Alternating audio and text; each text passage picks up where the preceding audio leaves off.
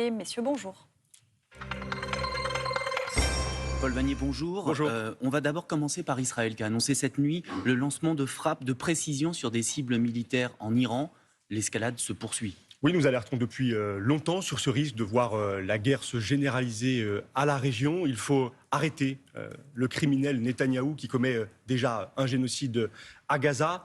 Il faut le contraindre à cesser, au fond, d'être dans cette logique de la guerre à outrance. Son but de guerre, Ce n'est pas c'est de la guerre. l'autodéfense, là, par rapport à l'Iran? Je crois qu'il faut le cessez-le-feu. Et c'est l'urgence. Et pour l'obtenir, il faut l'embargo sur les armes sur Israël. Il faut la rupture, la suspension de l'accord d'association entre l'Union européenne et Israël, parce qu'il faut contraindre M. Netanyahou. Il n'entend pas les appels de la communauté internationale à la désescalade. Il faut maintenant passer aux actes. Alors, on va parler budget.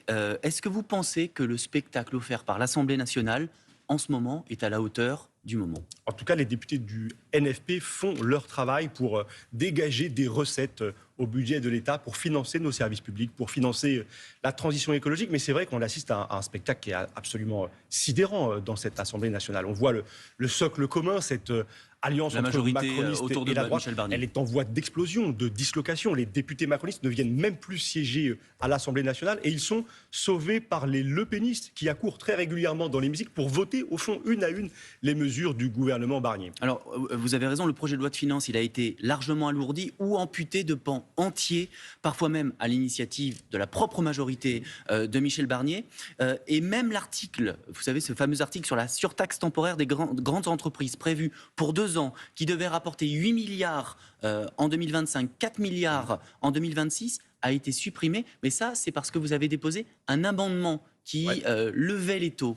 Là encore, vous-même, pourquoi avoir décidé d'alourdir ces taux alors que finalement, au départ, cette surtaxe pouvait convenir? Parce que nous avons besoin de recettes et je veux être précis. Nous avons proposé d'augmenter les taux sur les très grandes entreprises, celles dont le chiffre d'affaires est supérieur à 1 milliard, 3 milliards d'euros par an. Il ne s'agit absolument pas de taxer davantage les TPE et les PME. C'est une taxe exceptionnelle sur 2 années seulement, dans un moment où ces mêmes entreprises ont réalisé des bénéfices absolument records. Nous avons besoin de cet argent parce que nous avons besoin d'investir dans nos services publics. Nous avons besoin de répondre aux besoins, plus d'écoles, plus d'hôpital des Français. Et là, ça a rapporté 13 milliards supplémentaires. Oui, ça a rapporté 13 milliards. C'est pour ça que le gouvernement n'a pas voulu s'associer à ce vote et que la majorité a voté contre. C'est surtout les lepénistes qui sont intervenus pour donner à M. Barnier, à son gouvernement, une majorité. Et je veux dire à vos téléspectateurs que les députés de Mme Le Pen agissent de façon systématique en soutien de la politique de M. Macron. Par exemple, ils ont empêché hier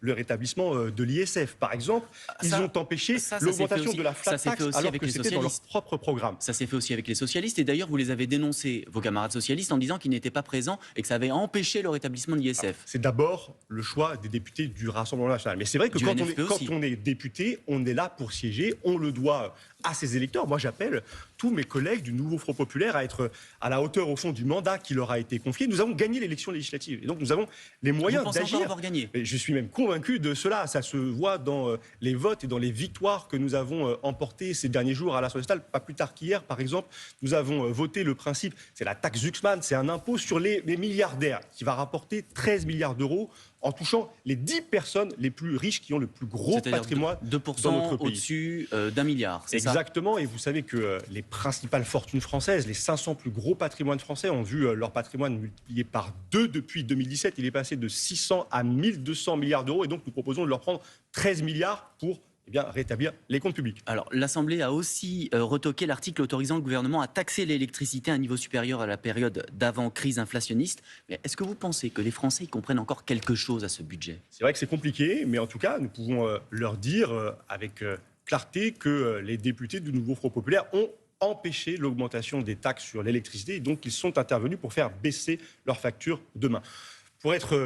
Pour aller à l'essentiel, nous agissons pour transformer ce budget d'austérité, le pire budget d'austérité de la Ve République, en un budget de justice sociale. Jusqu'ici, M. Barnier veut faire peser l'essentiel de l'effort, 40 milliards, sur les classes populaires et sur les classes moyennes, en épargnant les plus riches, qu'il met à contribution seulement à hauteur de 2 milliards. Ça n'est pas vrai. Et nous agissons dans un sens tout à fait contraire. Alors, Encore une nuit de débat, vous pensez parvenir au bout du texte? Normalement, aujourd'hui, vous travaillez encore à l'Assemblée. Est-ce que vous pensez que vous irez au bout? Ou est-ce que vous pensez que, de toute façon, c'est inéluctable, le 49.3 sera dégainé à un moment ou à un autre? On travaillait très tard cette nuit, mais nous ne serons pas au bout. Et donc, à la fin, il y aura un 49.3. Ce sera le moment de vérité. Nous verrons qui est dans le soutien au gouvernement et qui est véritablement dans l'opposition.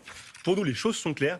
Nous déposerons une motion de censure et nous espérons faire tomber ce gouvernement le plus minoritaire, le plus illégitime de l'histoire de la Ve République. Alors, la semaine prochaine, l'agenda est bousculé. La semaine prochaine, il y aura ce qu'on appelle une niche qui sera portée par le Rassemblement national avec cette fameuse abrogation de la réforme des retraites. Vous seriez prêt à la voter, cette abrogation de la réforme des retraites, si elle était portée par le Rassemblement national? D'abord, il faut dire que le Rassemblement national, en la matière, c'est un parti d'escrocs. Hein. C'est comme au loto avec le Rassemblement national, on ne sait jamais quelle est leur position exactement sur... Jordan Bardella défendait encore la retraite à 66 ans il y a quelques mois.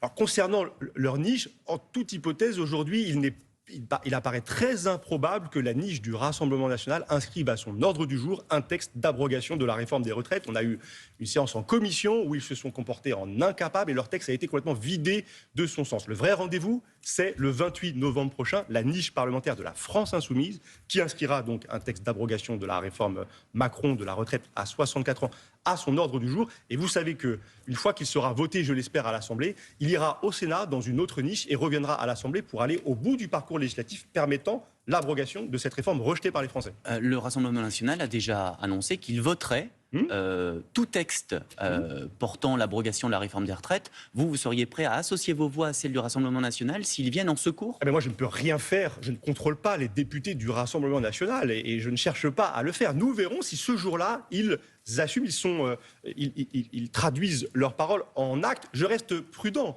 parce que jusqu'ici, le Rassemblement national n'a pas voté la censure de M. Barnier. Mme Le Pen a empêché que la procédure de destitution à l'encontre de M. Macron que nous avions engagée aille à son terme. Jusqu'ici, donc, le Rassemblement national se comporte comme une béquille, comme un allié du gouvernement Barnier. Nous verrons si il vote l'abrogation de la réforme des retraites le 28 novembre prochain. Alors, il y a un de vos collègues qui est dans la tourmente, c'est Andy Kerbrat, le député de Loire-Atlantique. Est-ce que vous le soutenez toujours, lui qui a été pris en flagrant délit d'achat de stupéfiants? Écoutez, je ne peux pas soutenir le fait d'acheter de la drogue, mais je le soutiens parce qu'il entre dans un parcours de soins. Et je sais que la problématique des addictions, au-delà de mon collègue Andy Kerbrat, elle touche des millions de personnes dans notre pays et elle pose des questions en termes de santé publique, en termes de lutte contre le narcotrafic aussi. Mais ceux qui sont malades, ceux qui souffrent de cette addiction, de ces addictions, ils doivent être accompagnés.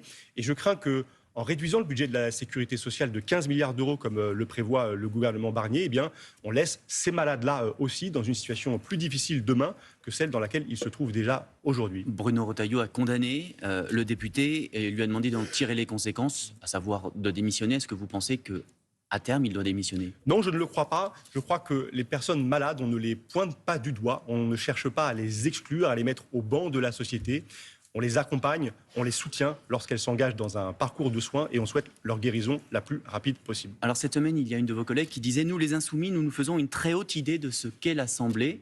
Quand vous voyez cette histoire avec votre collègue Andy Kerbrat, une autre histoire aussi est en train de polluer les Insoumis. C'est un collaborateur parlementaire d'une députée qui a appelé à l'intifada dans les rues de Paris. C'est-à-dire l'intifada en arabe, ça signifie le soulèvement. Et il a été interdit d'Assemblée nationale. Est-ce que ça donne une bonne image? Il a été interdit par Yael Braun-Pivet, la présidente de l'Assemblée nationale. Et on la connaît, c'est la spécialiste du deux poids, deux mesures. Parce que je voudrais dire qu'il y a des collaborateurs de députés du Rassemblement national qui se saisissent de symboles nazis, qui ont appartenu à des groupuscules néofascistes violents qui ont été dissous par le ministère de l'Intérieur et qui parcourent l'Assemblée nationale. Et l'intifada dans les rues de Paris. Ça n'est pas une expression que moi j'utilise, mais je veux condamner les pleins pouvoirs que Mme Yael Braun-Pivet s'arroge systématiquement. C'est qu'il y a un bureau à l'Assemblée nationale, qu'il peut y avoir des décisions qui sont collectives et que l'autoritarisme de Yael Braun-Pivet a trop duré. C'est véritablement la pire présidente de l'Assemblée nationale de l'histoire de la Ve République. Et j'aspire à ce qu'elle se comporte différemment et en tout cas qu'elle cesse ce deux poids, deux mesures permanent qui ne vise que les insoumis. Merci beaucoup Paul Vannier, bonne journée et donc bon débat à l'Assemblée nationale encore une fois pour cette journée.